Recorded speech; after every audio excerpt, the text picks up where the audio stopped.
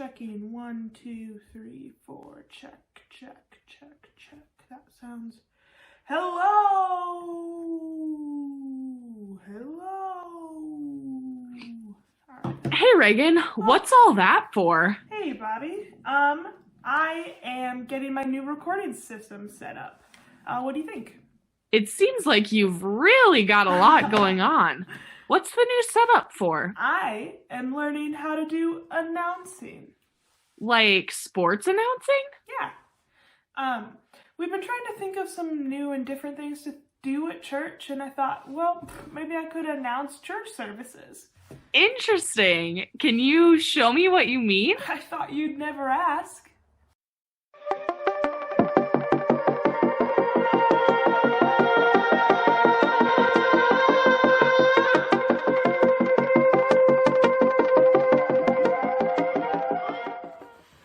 Welcome everyone to our first Lutheran recap summary show. I'm Cotton McKnight, and with me always is Jesus Christ, but with me today is Reagan Colt. It's good to have you here, Reagan. It's nice to be here, Cotton.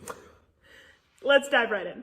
We've got a special one for you today. We're looking at our Palm Sunday service. All right, looks like we're starting off strong with a beautiful pre-worship video and a quick look outside the church. What a beauty that is, huh? It really is something, Cotton. And now we can see some of our pre-worship prep. You can see some of our singers are getting ready for the service, and let's speed it up a little bit. Catch some of the action. Yes, I believe that is a couple members of Forever Blessed, one of our in-house bands, getting ready, grabbing their palms, and they are out of here. And in comes one of our pastors for some readings and the announcements. Interesting. Oh, and a beautiful slow zoom in there. You love to see them use that, Cotton. Absolutely, Reagan. Oh, it looks like we've changed angles now. And now we see Forever Blessed entering, waving their palms. Some very nicely executed choreography there. And yet another well-timed zoom. There it is.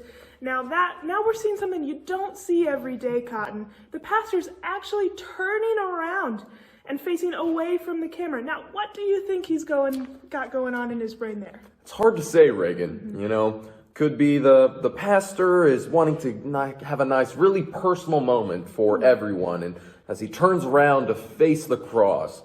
Or maybe he just forgot the camera was on. Those are some interesting thoughts there, Cotton. I guess now the real question is, will he turn around? Let's take a closer look and find out. And there it is, the perfect 180 to blessing arm spin. It takes years to perfect that move. I know, and it looks like we're about to see another seldom used move, as it appears the pastor has actually left the stage. Wow. Let's follow along and find out what's happening. You're right, Cotton. It's a rare move to see that the pastor is actually leaving the stage in the pulpit, gesturing to the beautiful pictures of the art on the wall. Now, let me pull up the statistics here, and exactly like I thought, only about 27% of pastors actually dare to leave the stage. That's a gutsy move there, man. You know, it looks like we're moving on to communion, which means it's our favorite part of the show now. Care to do the honors, Reagan? You know, I think it's better if we do it together.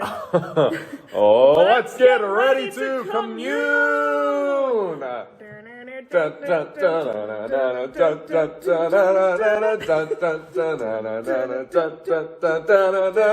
Y'all ready for this? Always good fun, Cotton. Always good fun. Right, you are, Reagan. And with that there, our final mission statement video. It looks like our highlight reel is all wrapped up. Thanks for joining us tonight for our first Lutheran Highlight Recap Summary Service show. This has been Cotton McKnight. I've been Reagan Colt. Good night.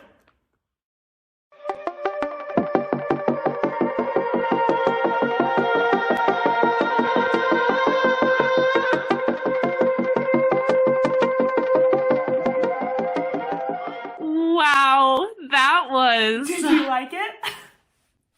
It was definitely entertaining, but I don't know if it's really necessary.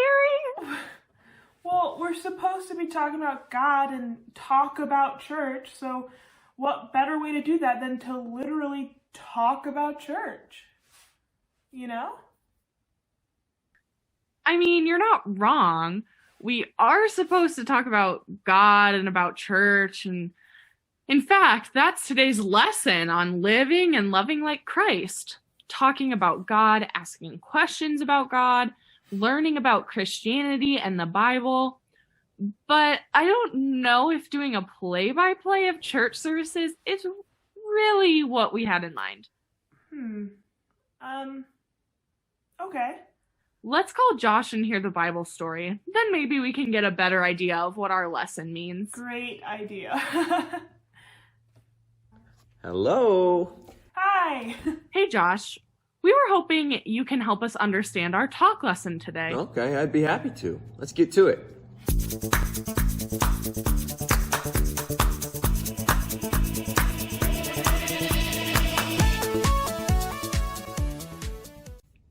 Today we're looking at a part of a story from the book of Matthew. In this story, Jesus is asking his disciples, "Who do people say that I am?"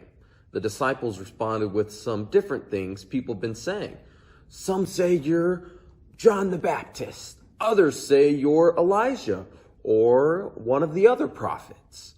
But then Jesus said, "But what about you? Who do you say that I am?" And Simon Peter responded, "You are the Messiah, the Son of the living God." Now, when Peter responds this way, he chose to speak from his heart, to look past what everyone else around him was saying or thinking and respond with what he believed. It's good to talk about what we believe.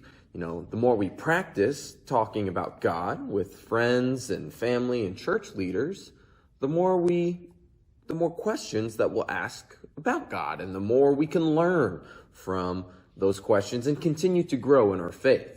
It's important to ask those questions too, so that we have the chance to learn. Even if the people we ask don't know the answer, simply talking about it or just asking them can be a really great way to learn to live and to love like Jesus Christ. That's so true, Josh. Asking questions, even ones that don't have easy answers, is a great way to connect with people, learn what they believe, and even grow your own faith. You're both so right. Talking about God and the church, it's not about literally talking about it, like doing a play-by-play, even if there are some people who might appreciate those kind of things. Exactly. Talking about God or church or whatever aspect of it that you want to talk about, it's a way of growing and learning with each other. Very cool. Thanks for talking us through that, Josh. Of course. I better get going. I'll see you guys next time. Bye. Later. Let's go right into the first good question today. Let's do it.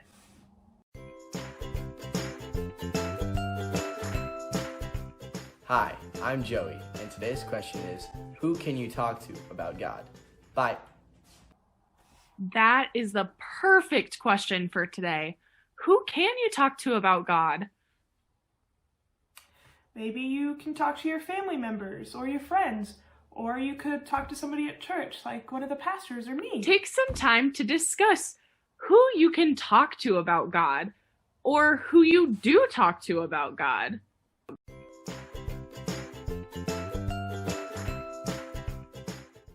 Reagan, I wouldn't mind learning how to do some play-by-play announcing.